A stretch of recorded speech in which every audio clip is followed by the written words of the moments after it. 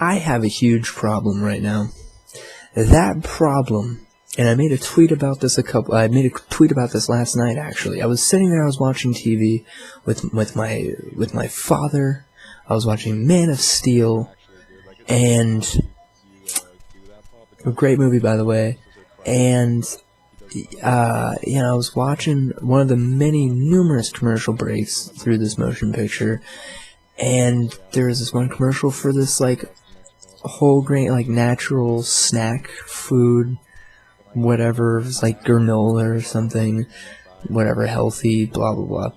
And it was like, oh, get your free sample, get a little taste of it, we'll mail it to you, whatever, email us or something. And I saw that, and I was like, you know what? Lately, we've been having a lot of problems with not knowing that our video games are good or not. We're getting all kinds of greenlit titles from no-name companies that we've never seen before, and they're asking like $20, $30 price tags for early access games and new games that we've never heard of and know nothing about. And even AAA games that we're not sure of, and we're not sure if we can drop $60 on them because maybe we just don't got the dough right now to take that leap of faith, and maybe we don't really know what to think about the mixed reviews and things like that. How are we going to know for ourselves? And we can't go rent stuff anymore because all these video stores are closed down. The mom and pop video stores are closed down. The even bigger chains are closed down.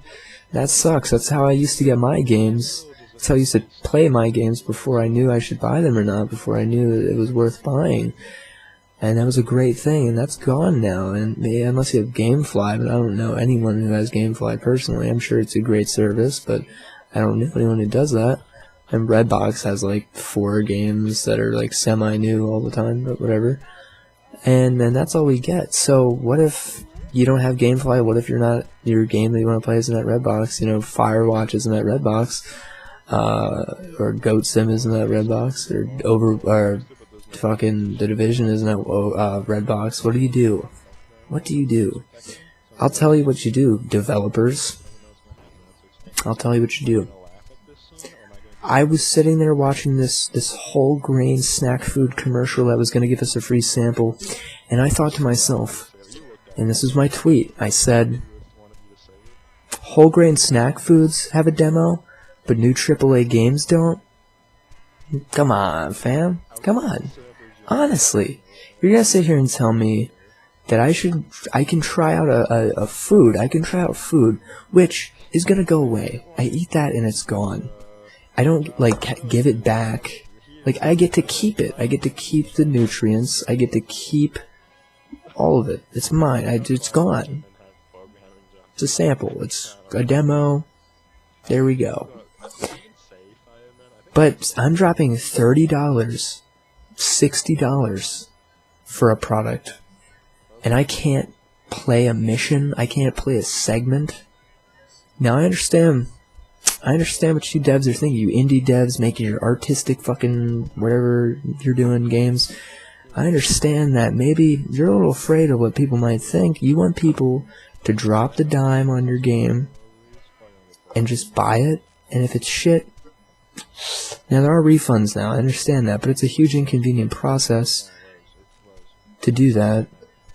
I've done it, and it takes a while, and why would you want to do that? That shouldn't be how you have to try your games. It shouldn't be, that's an abuse, that's not even what refunding is for. You shouldn't have to try your games in that fashion, and you still need the money in your account and all that to even be able to get the game, so that's what is that? End all be all, dude. Make fucking demos. Every game should have just a demo for what you're gonna get, whether it's big or small, detailed or mysterious, whatever. Have something tangible to play, to try, that demonstrates how the game is, the kind of core mechanics, the things that are gonna draw you in that 30 seconds of fun, and do that and have that. And let people play that. And Steam supports demos, trust me. I've played them before. You guys have probably seen them before and played them before. Why doesn't every game have this? It should be mandatory for these no-name developers making indie games, getting greenlit and stuff, to have demos. There's been a few indie games now that have scammed people, you know, that are not even finished products, that never get finished, that ask for money from consumers. And this happened before refunds existed too, and that was bad. And even with refunds now, you shouldn't have to be inconvenienced and go through that process because some developer doesn't want to finish their game. It is a huge problem. It's a problem. And you need to acknowledge that, and we all need to acknowledge that, and so does Valve. So do these developers. You have to be conscious as a developer, and you need to have that foresight. Well, nobody knows anything about our game, and it's in development. We're asking people to pay $10 to get into the pre-alpha? That's fucking ludicrous. Let them play it first. Have a demo of the pre-alpha. Make the pre-alpha free. Play that unfinished, unpolished game for free? What? You remember when Halo Reach charged for its beta? I don't. When did that happen? Like, no. No. You remember Crysis 2 charged for their beta? No. Like, didn't happen. Because it's ludicrous. And now all of a sudden I'm paying for pre-alpha? What the fuck is that? Come on. It's not okay. I'm not even going to name drop single games, because it's more than just a few. And it's disturbing. It's disturbing also that these games get bought, that people have the disposable income to drop on those games, and just, you're paying the developer for something that's not finished, and that lets them know, A, we can take our time finishing this game, there's no rush, we're already making money. We're making a return on our investment already. And B, if it's bad, that they should keep going. That now they have the funding to make another. That isn't good. Flooding the market with garbage is not good. That is what caused the video game crash way back in the day. That is bad. And we're moving in that direction. And we need to just do things like having demos. If you, as a developer, can't cut out a small piece of your game that is fun, that is good and polished, don't fucking release your game. Just don't release it at all. Finish it. Make it better. If you're afraid of that, there's a problem. If you can't do that, there's a problem. That should not be how this is working. We shouldn't be taking leaps of faith on games. Steam is one of the biggest, if not it is the biggest platform to buy games digitally now. And we don't get to play demos. We don't get to try before we buy. It's weird. And it's a red flag. It's as if it's okay to be ripping people around. Firewatch is $20. Super Hot just came out for $25. But you don't get to test that? Super Hot? Have you heard of that? That game's been in development for 5 years? Alright. The game, when I played it in its pre-alpha state, it was fun. It was an interesting concept. Alright. But this version of the game, I have not played. I don't know what has happened in the development process all these years. I don't know. $25 price tag is a bit steep. It's a developer I'm not familiar with. A developer I'm not familiar with their track record. I'm supposed to pay $25 just to see what this game is. I'm supposed to just look at some screenshots on the store page, and then it's all kind of my responsibility to also go look up some YouTube videos of it, but I'm not getting the experience of playing it. Just watching and playing are two very different things. Trust me. Trust me, guys. I know you want to be like, man, I'm on YouTube all the time. I know games. Like, I watch all the games. I watched Bioshock Infinite. I felt it. No, you didn't, because you weren't playing it. You weren't engaged. We're not watching movies here, guys. We're playing video games. A little different, a little more interactive. That's the whole point. So if you're just watching them on YouTube, you're not getting the full experience. I'm sorry.